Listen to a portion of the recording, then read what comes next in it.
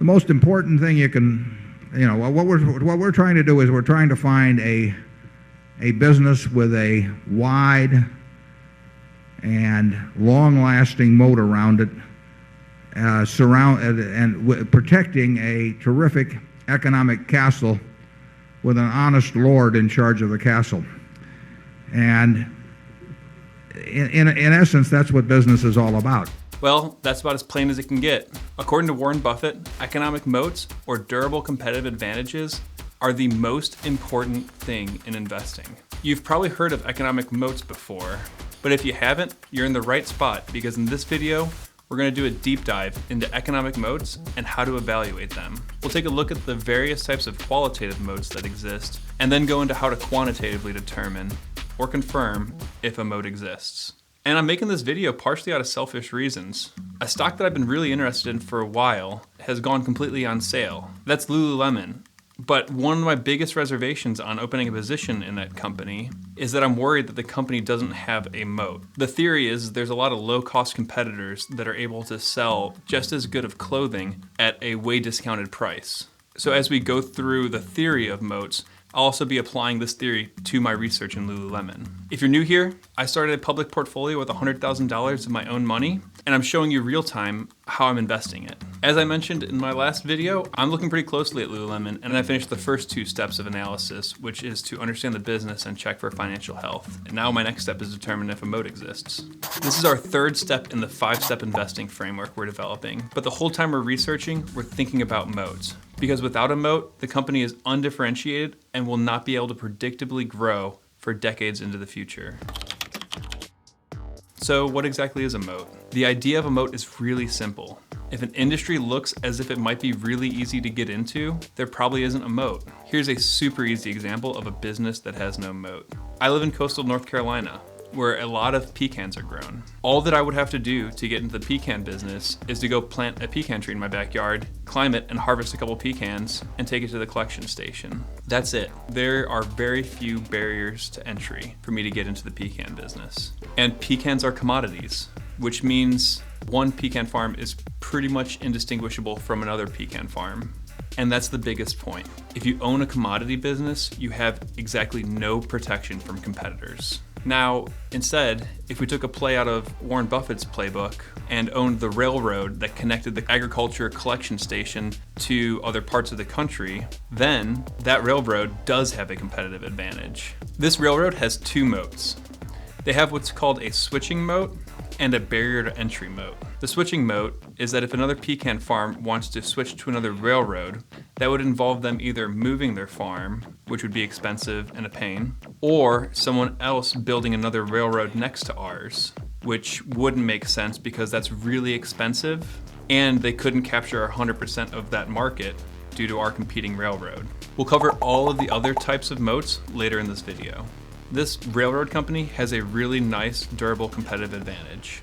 Moats make a normal business a great business. And it makes our lives as investors much easier because it reduces our risk of loss, increases our likelihood of compounding, and it increases the predictability of a business because the business simply doesn't have to worry about their attackers. They can keep their eye on the prize and keep chugging along, literally if you're a railroad. So does this mean we should all go out and buy railroads? No. Warren Buffett actually has a pretty good quote on this. And it's because he says railroads are a good way to stay rich, not to become rich. Okay, as promised, here are some examples of the various types of moats that exist. This is the qualitative portion of the discussion. First off, we have a brand moat. This is when a company has such a strong brand value that people will buy their product even over a competitor's comparable and cheaper product. It's one of the most powerful moats. When you think of a brand moat, the first company that comes to your head is probably Apple. Apple acolytes will pick up an Apple product over just about anything else. The biggest potential pitfall of the branding moat is just make sure that you're not stepping into a fad, which is part of my concern with Lululemon. The second moat we're going to talk about is a switching moat. This is when something about the business makes it really difficult or nearly impossible to stop using their products. 2 quick examples of switching moats are Microsoft Office and Amazon's AWS. If you have a whole company that's been using Microsoft Office to build their Word documents, their PowerPoints, their Excel sheets, etc., Switching over to another company's office suite would be incredibly difficult. AWS has an incredible switching moat. If you have a large enterprise website that exists solely on AWS servers, migrating off of AWS would be incredibly difficult. The third one we're going to talk about is the toll moat. You gotta pay the troll toll if you want to get into that boy's hole. This one's pretty simple. If you want to move somewhere or do something, you have to pay a toll. You want to catch a ferry to an island? There's a toll. A perfect modern day example of this is Apple's App Store. And next up we have the network effect. You've probably heard of this one if you've had to suffer tech bros talking about a new stack of technology, but this one just simply means that service gets better as more people use it. Airbnb is a great example here. If no one was on Airbnb, the service wouldn't really be that useful if you couldn't find a host anywhere, or if hosts couldn't find guests. Getting an entire network to leave a platform is a really difficult thing, and that creates a pretty strong moat. Next up, we have the price moat. The price moat is one of my favorites and can be one of the only times a commodity business can actually have a moat. The price moat exists when there's something about your business that allows you to undercut competition on price. The other companies simply can't offer the same price that you are. This usually happens with economies of scale. Walmart is the perfect example of this. Due to their global supply chain and the volume of business that they do yearly, they can offer prices that no other company can compete with. That is until another company came along and out-innovated them, which is our next moat we'll talk about, the innovation moat. This one, believe it or not, is rarer to find. This is a company that dominates others by the pace of their innovation. This innovation moat will eventually become a branding moat. The early days of Amazon were a perfect example of this. But a more modern example would be Tesla. They show an innovation moat on charging infrastructure, battery technology, autonomous driving, and robotics. And we are seeing real time it become a very real brand moat, unless their CEO it up. All right, our third to last moat, the secrets moat. The secrets moat exists when a company either has a patent or has some sort of secret that prevents competition from replicating their product. Coca-Cola's original recipe is still held under lock and key, and very few people have access to it. All right, our second to last moat is the barrier to entry moat, which we sort of talked about at the top of this. A barrier to entry moat is a business that is so difficult to get into that it's not really worth trying to step in. Cruise line businesses are great examples of barrier to entry moats. It takes billions of dollars to manufacture a cruise ship. And so a cruise line is not something that a group of recent college grads can work on in their garage and disrupt the entire industry. And then that takes us to the last moat, and that is a monopoly moat. That means congratulations, you won capitalism. You're bigger and stronger than any of your competition, and you can acquire or bully competitors to protect your number one spot. The best way to identify if a company has a monopoly moat is if they have a verb. For example, let's take an Uber there. Let's Photoshop it. Did you Google it?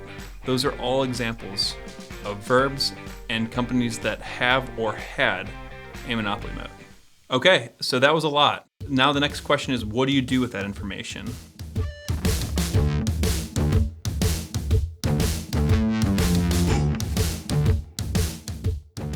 Turning to my analysis of Lululemon, I would argue that they have a solid brand moat and a slightly less solid innovation moat.